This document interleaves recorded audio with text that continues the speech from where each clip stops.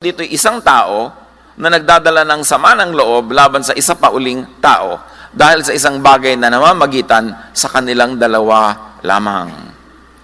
Kung magkasala sa iyo ang kapatid mo, puntahan mo siya at kausapin ng sarilinan tungkol sa kanyang kamalian. So here, Jesus already lays the foundation for fixing broken relationships. Itong si A, may sama ng loob kay B.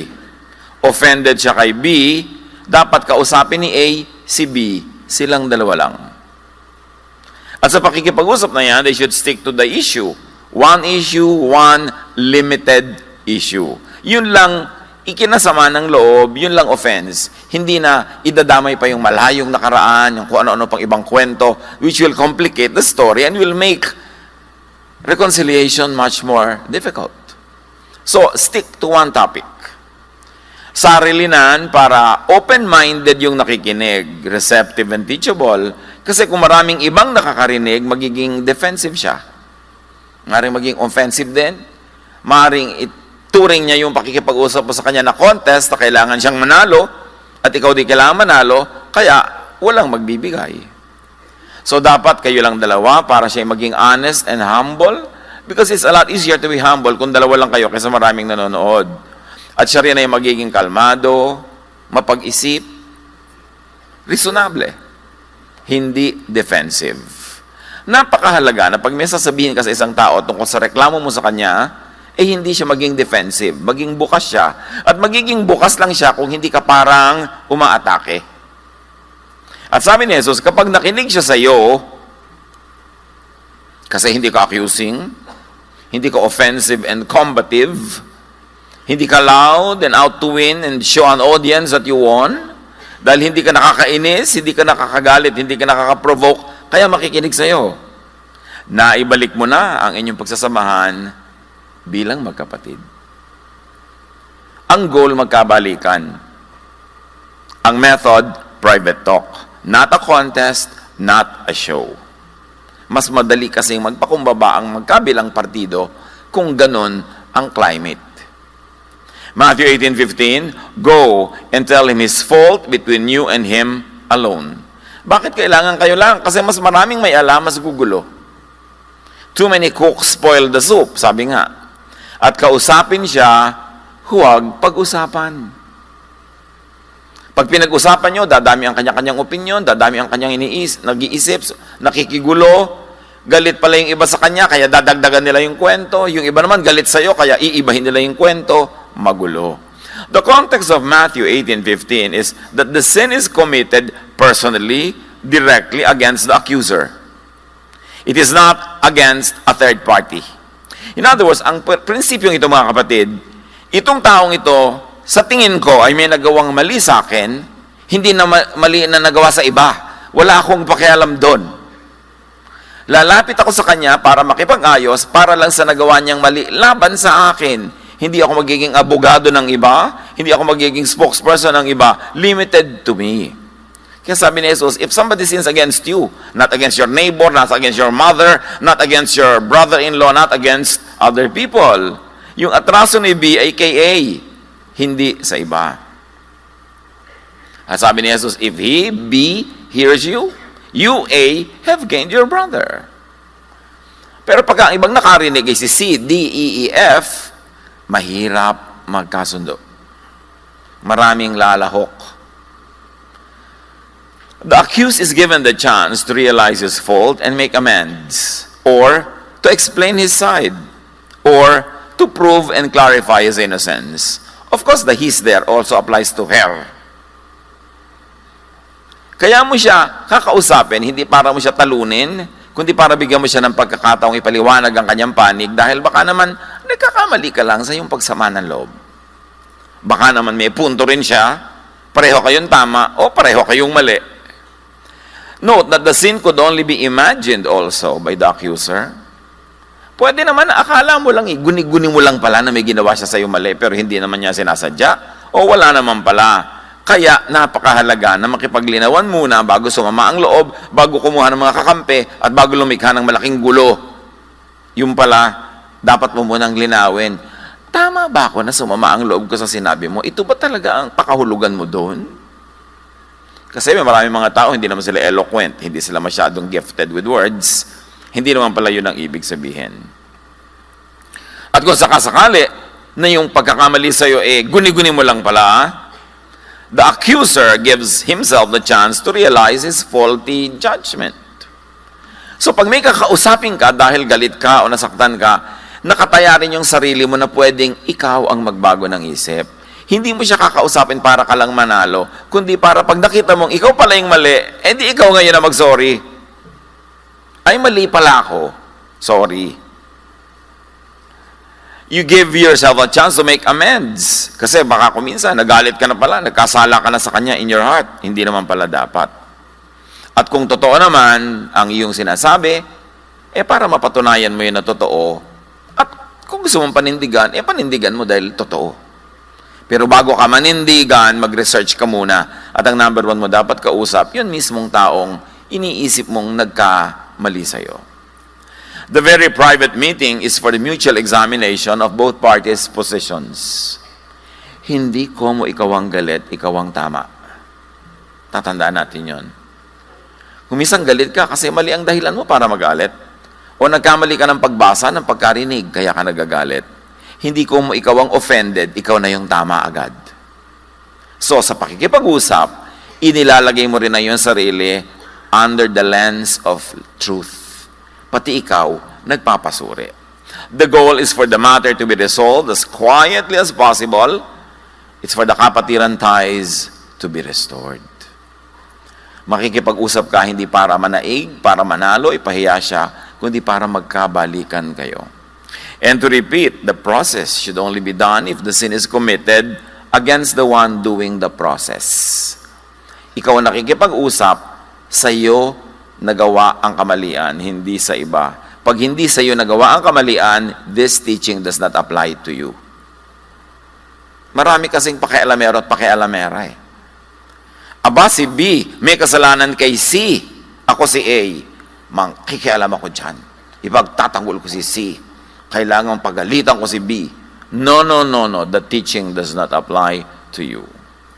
The process is not universally applicable. Kailangan matupad muna lahat ng requirement. Siya ang nagkasala sa'yo, kakausapin mo siya, kayong dalawa lang. Ito ay para iwasang dumami ang mga accusers and complainants. Kasi pagka nagreklamo ka sa iba at nagdadaldal, galit din pala sila doon sa taong yun, magkakampi-kampi na kayo. Kakapal na yung problema, magiging complicated.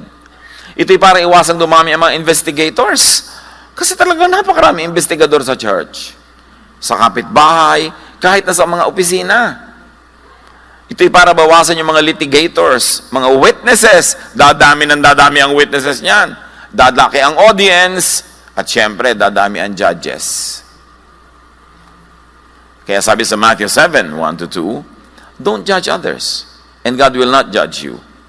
If you judge others, you will be judged the same way you judge them. God will treat you the same way you treat others.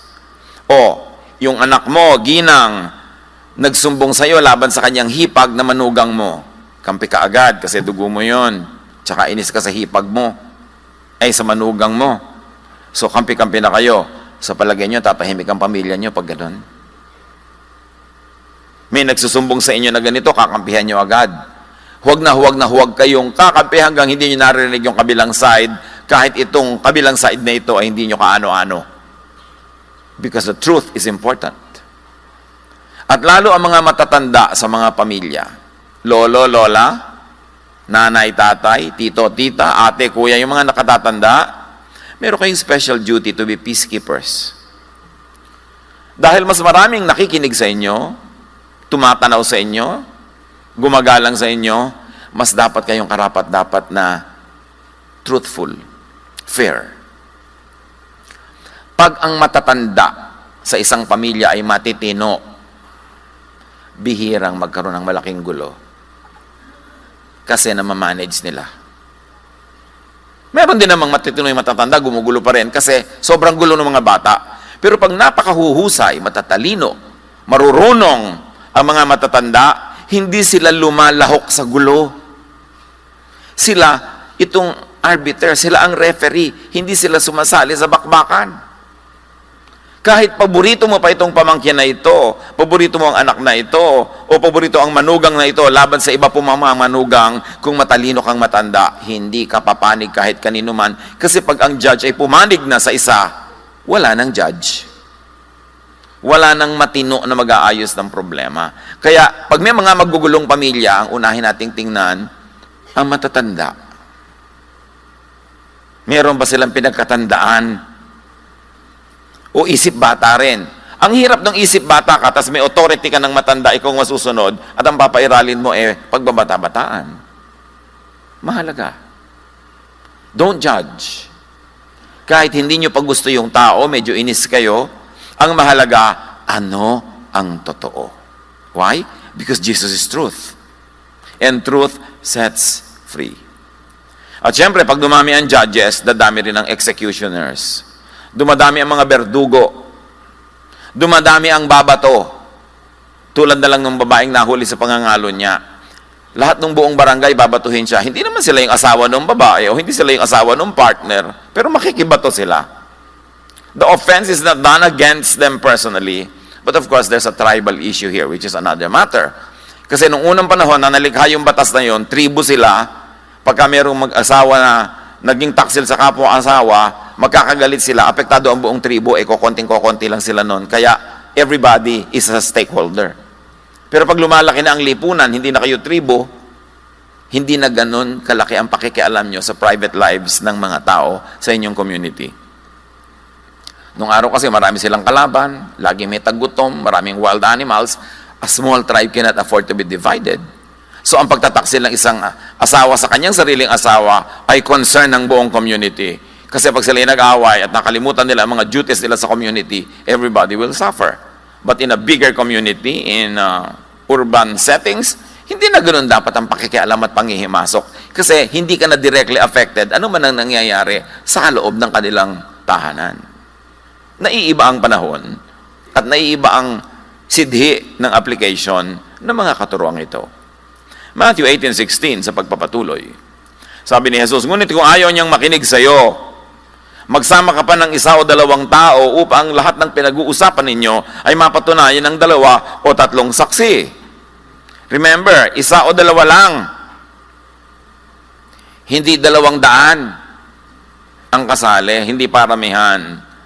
At doon pa lang magsasali, kung matapos mong ipaliwanag, ayaw pa rin makinig, hindi nag-move forward ang inyong reconciliation, magsasama ka ng 1 o 2. And remember, nagsasama ng 1 o 2, hindi lang para patunayan na mali yung pinagbibintangan, kundi para siya sa atin din, kung baka naman ang nagkakamali ay yung nagbibintang. So pag ikaw ay sinama, hindi kakampi nung nagsama sa'yo. Ang kakampi mo yung truth. So papakinggan mo ngayon yung reklamo ni B, tungkol kay A. Papakinggan mo rin si A tungkol kay B. Tapos pwede mo sabihin, B, ikaw naman pala may problema Ikaw ang reklamo ng reklamo, hindi naman dapat. Hindi ko mo ikaw isinama, kampi ka niya. Dapat kakampi ka nung truth. Kasi baka siya may problema. Baka siya ang umiimbento o lumilikha ng issue. The witnesses can and may testify for or against the accuser, not always against the accused. And after this careful exercise, one party should have already surrendered to truth. Kasi may mga reasonabling tao na sumali sa pag-aayos, hindi sa paggugulo. At habang pinag-aaralan natin ito in the context of the church of the first century, i-apply nyo mga kapatid sa inyong mga pamilya agad. Kasi yun ang katumbas ngayon nung small church nung araw, yan yung mga pamilya din natin at ang ating mga sambahay. But if a peaceful settlement still does not happen, dun pa lang Matthew 18:17, kung ayaw niyang makinig sa kanila, sabihin mo sa iglesia ang nangyari. At remember, ang iglesia noon ay sambahay, small groups of families and very close friends. Ang mga iglesia noon na hindi tulad ng mga iglesia ngayon na nasa malalaking building, mga mega churches, no, nagsisimula pa lang noon ng church, bahay-bahay. Ibig sabihin, ang magkakasama sa isang iglesia ay magkakamag-anak, very close friends, and very close associates.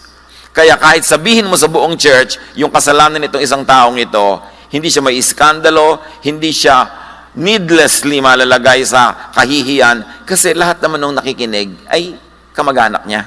May malasakit din sa kanya. At pagmamalasakitan din siya. Hindi ko tulad ng pag ganito kalaking church, tapos may isa kang dinala dito, ito, makasalanan, hindi niya naman talaga siya mahal, di ba? Hindi niyo nga kilala, nasa salubong niyo lang dyan. So, pag-uusapan niyo, chichismisin niyo, wala kayong paki sa kanya, hindi niyo mahal. Pero doon sa small church nung araw, pag sinabing tell it to the church, small church yon, walang gagawa ng makakasama doon sa tao kasi magkakamag-anak din sila. At effective yung discipline na yon kasi kung may isa silang bukid, lahat sila nagbubukid doon, pagka itong isang ito ay tinakwil, edi wala siyang pagbubukiran, magugutom siya, mapipilit na siyang ituwid ang kanyang sarili. Pero ngayon, sa malaking church, siniyasat mo, sinabi mo sa lahat ang kasalanan niya, lilipat lang yun na ibang church sa kanto o sa kabilang pinto. Ang dali-dali na ngayon. Ang mga churches, sa mga mall, tabi-tabi, mamili ka ng iba-iba dyan. So, hindi na effective yung ganong klaseng pagtatakwil. Nung araw kasi, pag itinakwil ka ng home church mo, yun din ang trabaho mo, yun ang hanap buhay mo, yun lang ang bayan mo, doon kay sinilang, doon ka lumaki, doon ka mamamatay at ililibing. Hindi ka tulad ngayon, nagpapalipat-lipat ang tao. Kaya effective yun nun. Pero ngayon, may papahiyain ka, sasabihin mo sa lahat ng kasalanan nila, ibubulgar mo, mapapahiya lang sila, chichismisin lang ng iba, wala naman nare-restore. Kaya ibinabagay mo sa konteksto ng panahon ang pag-apply sa ganitong mga socio-cultural based teachings. At sabi, at kung ayaw pa ninyang makinig sa iglesia, ituring mo siyang parang hentil o isang maniningil ng buwis.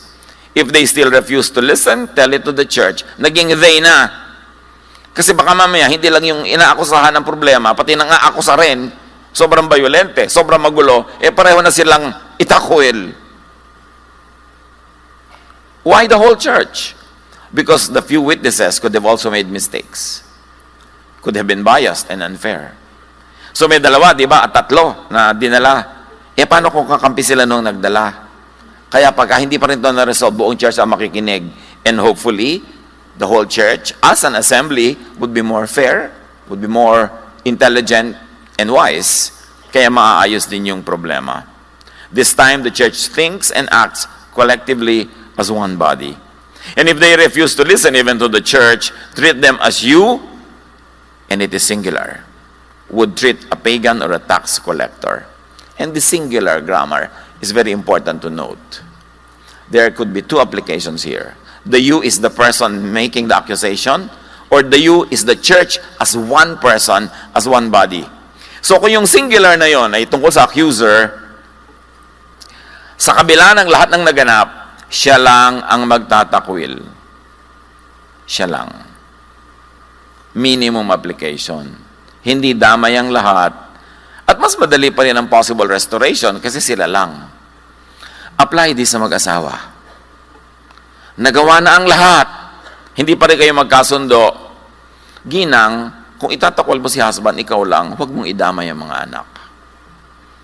Tatay, itatakwil mo si nanay, kayo lang. Huwag yung buong isang pangkat, itatakwil yung isa. And the application is to a singular person who was offended. Kasi generally, siyempre, iba naman ang offense ng asawa sa anak. Meron silang private world ng mag-asawa na ang offense na nangyayari doon ay pangkanila lang. Kaya, sa pag-aayos din ito, sa inyo lang muna. Napakaraming mahuhusay, matitinong lalaki o babae na kung may problema sila sa kanilang asawa, hanggat kaya, sinasarili muna. Hindi dinadama yung mga anak, ang mga magulang, ang mga iba't ibang tao. Kasi ang hope niya, magkakaayos din kami. At alam nyo, yung galit kayo sa asawa nyo, tapos sinabi nyo sa nanay nyo, mamaya labing-labing na uli kayo na mag-asawa, yung nanay nyo galit pa. Pag may mag-asawa o mag-asintahan nag-aaway, huwag kayong kakampi doon sa malapit sa inyo, kasi mamaya magkakasundo rin yun, at kayo na ngayon na masama. Hayaan nyo sila.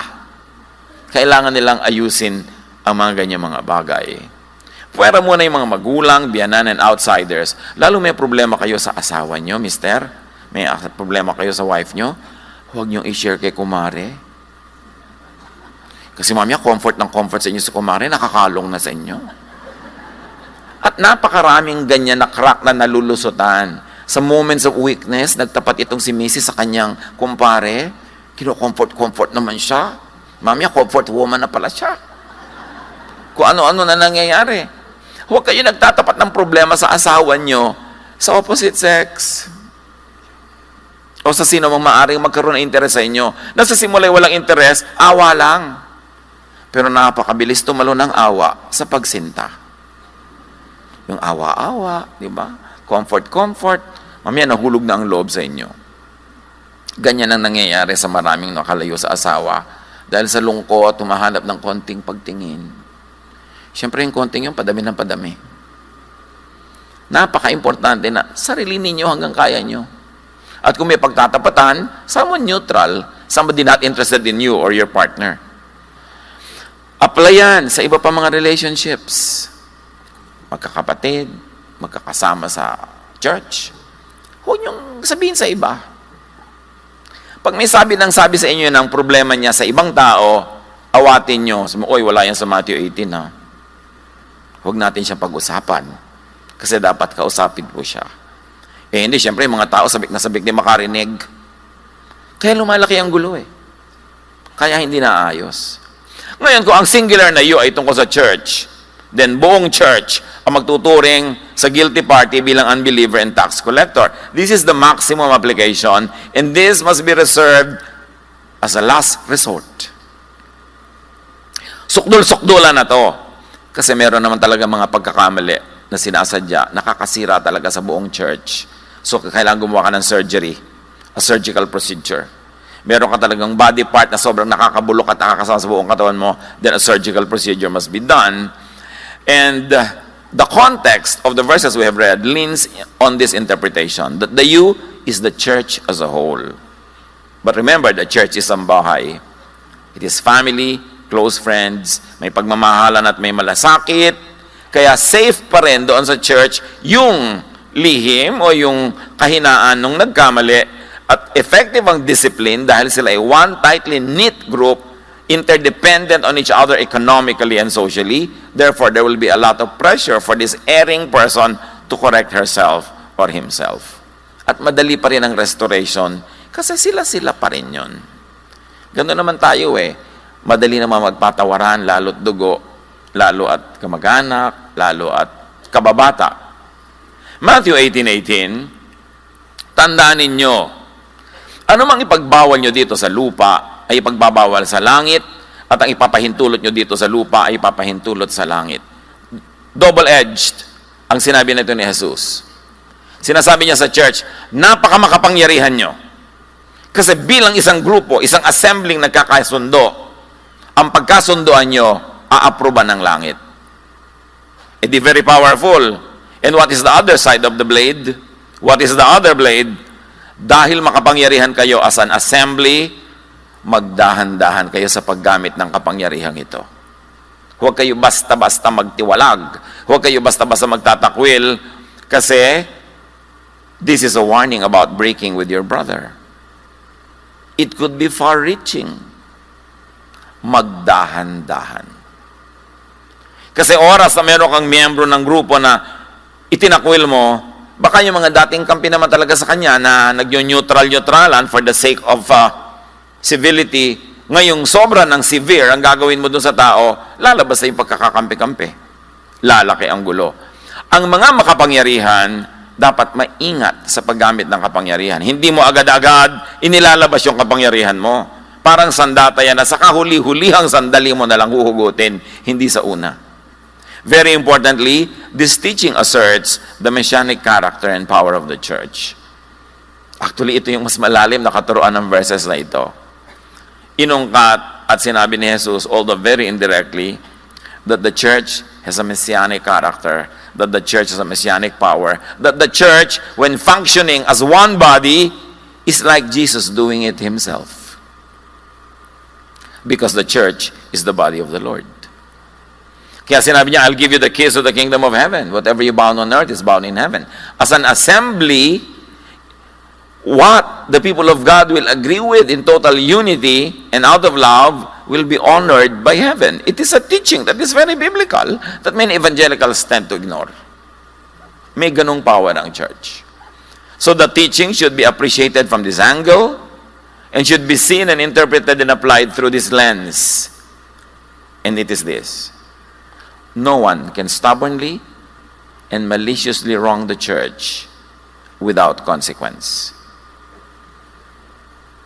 Hindi pwedeng hindi pagbabayaran, ano pang kalapastanganan, laban sa church. Because when the church is maltreated, is maligned, is wronged as a body, not yung individuals lang, as a body, you do it unto the Lord. Kung sinabi niya na nagpakain ka sa mahirap, you do it unto me, sinasabi din ni Lord, if you malign my body, the church, you are doing it to me. What more if harm is done against the church and the Lord's true and proven anointed ones and instruments? Ito yung teaching na ito na talagang kalakip ng sinabi tungkol dito. Pag yung church nag-decide na as a body, meron na yang power, a messianic power. Psalm 105:15, do not touch my anointed ones, do my prophets no harm. And of course, his anointed ones and prophets represent the body of believers as leaders. What more if someone willfully and stubbornly defies authority, wantonly lives in destructive sinfulness? What if there's a member of the body that really maligns, maliciously, dangerously, harmfully the body? Dapat makinig siya sa warning nung isang lumapit sa kanya, nung dalawa o tatlo at nung buong church. Hindi siya pwede magmatigas without consequence. Proverbs 29:1, whoever remains stiff-necked after many rebukes will suddenly be destroyed without remedy. While we practice the love of Jesus, we practice maximum tolerance, acceptance, and love. The one being corrected must be willing to be corrected, must cooperate, and must submit himself to the verdict of the one body of the Lord. Hindi pwedeng magmamatigas at magpapasaway ng ganun na lang, na dinaan na sa lahat ng proseso, lahat agree na patunayan na hindi tama ang ginagawa niya, ipagpipilitan pa rin. One who remains stiff-necked after many rebukes will suddenly be destroyed without remedy. Again, let me remind everyone that the church context there is the sambahay. It's family, intimate, may malasakit. It's not a mega church that we are talking about. Paano kung nasa isang mega church ka na nung araw did not exist? Then the mega church has to be subdivided internally into small groups para ma-replicate yung sambahay, yung magkakakilala sila, nagmamahalan sila, intimate sila, then effective sa small group na yon yung ganong paraan ng pagdisiplina. Pero hindi na kailangan pa na ibuyang-yang sa libu-libong tao ang pagkakamali ng isa na hindi naman directly involved yung napakarami. It cannot be helpful. It would only backfire. Matthew 18:19-20. Sa pagdidiin ni Jesus ng teaching ng important ng messianic character of the church, tandaan ninyo, kung dalawa sa inyo ay nagkaisa dito sa lupa sa paghingi ng anuman, ito ipagkakalob sa inyo ng aking Ama na nasa langit. Of course, yung dalawa na yun, metaphorical.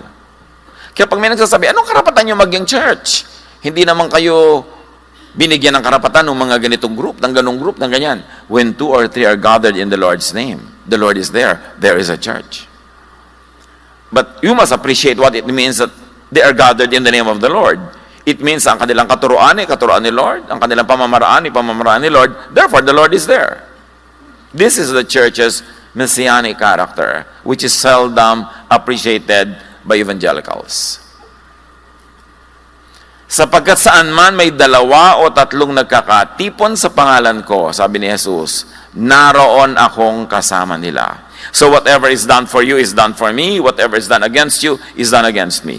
As long as you gather in my name, nandun yung pinakamahalagang kahulugan, in His name. Sa paraan niya, sa kaisipan niya, sa katuruan niya, sa karakter niya. Jesus offers a way to solve divisions. Agreeing on any one thing or any one available commonality and then leave the rest up to God. Sinasabi ni Jesus, kung may napagkasunduan kayo, I will be there. So pagka meron tayong differences, ang first goal is humanap ng pagkakasunduan. Halimbawa, mali ka. At sa tingin ko, mali ka. Pero pagkasunduan natin na litong-lito ka lang nun kasi ang dami mong problema. Dapat meron tayong pagkasundo ang isang point na pareho tayong agree. Then we begin from there, and you let Jesus into the equation, at sabi niya, I will be there. In other words, this whole thing will be settled. Pero dapat meron kayong commonality. Nag-aaway kayong mag-asawa tungkol sa pera. Yung isa gusto niyang gastasan yung anak niya na mag-aaral sa mahal na school. Yung isa ayaw niya kasi kailangan. Meron tayong ibang unahin, so simpleng school na lang. So nag-aaway kayo. Dahil magkaiba kayo ng paraan sa paggastos ng pera, mag-agree muna kayo na parehong mahal nyo ang pamilya nyo. Ang pagmamahal ng isa, ine-express niya sa pamamagitan ng paghanap ng mahal na school. Yung isa naman, sa pagtitipid para may gastusin tayo pag nagkasakit tayo. So agree kayo na parehong mahal nyo ang pamilya nyo. Tama? And from there, you begin to discuss the other details. Siguradong maaayos nyo. Find a common point. And then let Jesus into the equation. Let Jesusness and the principles of Jesusness rule. At yung mga iba na yan will fall by the wayside. Marami naman nag-aaway, yung detail ang pinag-aawayan nyo pero in general direction, pareho naman kayo agree. Yung gusto nyo lang mag-enjoy kayo, di ba? Sa buhay, yung isang enjoyment para sa kanya, ito. Sa kanya, iba. Nag-aaway kayo pero sabihin, teka, nag-aaway tayo kasi pareho lang naman natin gusto mag-enjoy, di ba? So, let's begin from there and do something. Jesus offers a way out. First, find any point of agreement. Walang nakasara ang isip, walang magmamatigas, humanap tayo ng commonality. Nandun pa rin ang infinite space for Jesus. And the Lord says, I will be there. Jesus clarifies his teachings about forgiveness and non-forgiveness. Matthew 18:21-22, sunod-sunod dito related. Lumapit si Pedro at nagtanong kay Jesus, Panginoon, ilang beses po bang patatawarin ang aking kapatid na nagkakasala sa akin? 7 beses po ba? Siyempre si Pedro pinasobra niya kasi sa kanilang kaugalian dapat magpatawad ka 3 times. Pero ginawa niyang doble, 6 plus 1, 7.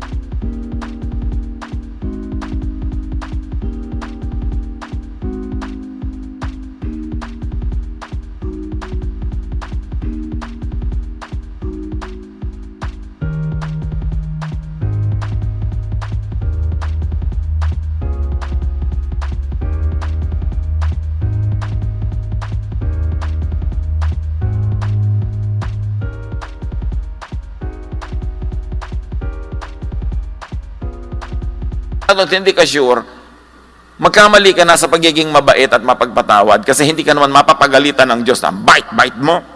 Diba? Patawad ka ng patawad. Pero kung nagkamali ka, doon ka pwedeng napagalitan. And that is when you are not really sure.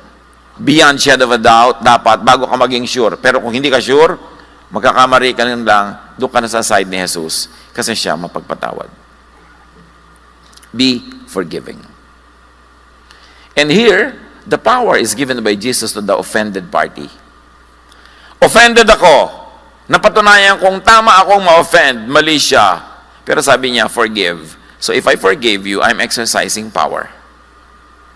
Because the offending party doesn't have that power. Ikaw ang may power Kasi ikaw yung na-offend.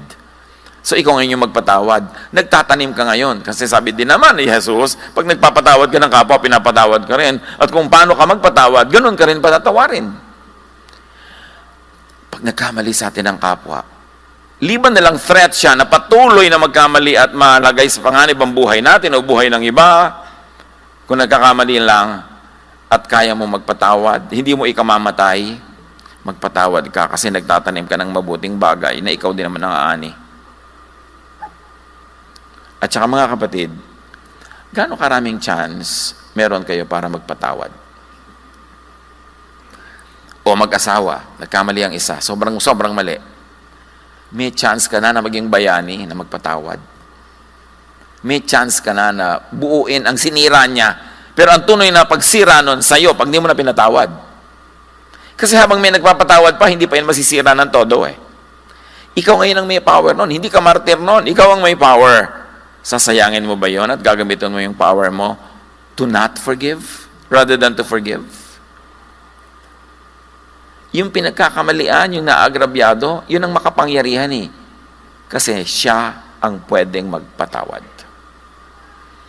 Kaya may mga mag-asawang nagpi-50 years anniversary, may 70 pa nga.